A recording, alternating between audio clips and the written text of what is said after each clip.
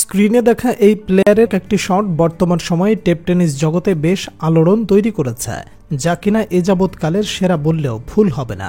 হয়তো এতক্ষণে বুঝে গেছেন কোন শটের কথা বলছি।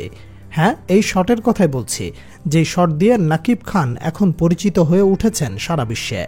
এই শট রপ্ত করতে চেষ্টা করেছেন দিনের পর দিন, শেষ পর্যন্ত সফল হয়েছেন।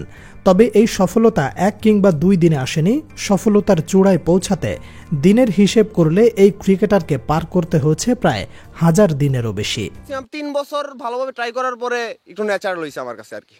প্রশ্ন আসতেই পারে, কেন এই একটি মাত্র শট রপ্ত করতে দীর্ঘদিন সময় নিয়েছেন নাকিব? কারণ একটাই, ব্যতিক্রম কিছু করা, যা দিয়ে টেপ টেনিস জগতে নিজেকে ভিন্নভাবে প্রতিষ্ঠিত করতে পারবেন। অলওয়েজ আমার ফেভারিট ছিল হেলিকপ্টার, এখনো হেলিকপ্টার আমার ফেভারিট শট। বাট ওইটা আমার মানে মেন সিগনেচার শট, একটা প্লেয়ারের একটা মেন সিগনেচার শট, তাকে ফেমাস করতে বা তারে মানে যে কোনো আরও অন্য 10টা প্লেয়ার থেকে ভিন্ন করতে এটা সাহায্য করে। সো এটা আমি ট্রাই করছি আর কি। এ যাত্রায় নাকিবকে আপনি শতভাগ সফল বলতেই পারেন। তবে একটা কথা আছে, স্বাধীনতা অর্জনের চেয়ে রক্ষা করা কঠিন। ঠিক তেমনি নাকিব যে হাইপ তুলেছে টেপ টেনিস জগতে, তা ধরে রাখার জন্য বড় একটা চ্যালেঞ্জ। কারণ সারা দেশে নিজের আধিপত্য বজায় রাখতে হলে পারফরমেন্সের বিকল্প নেই।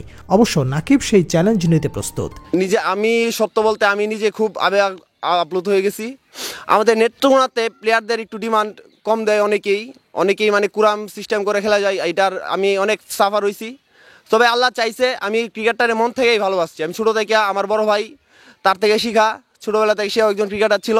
সো তার থেকেই শিখা, আশা করবো ইনশাল্লাহ আমি যদি আল্লাহ চাই ইনশাল্লাহ আমি সারা বাংলাদেশ খেলবো ইনশাল্লাহ। আমি যখন মাঠে নামছি ছোটোতে, মানে আমি যে সময় এতটা ভালো যে সময় খেলতাম না, তখনই মানে আমি বলারদের এতটা করছি না, আমি বল দেখছি।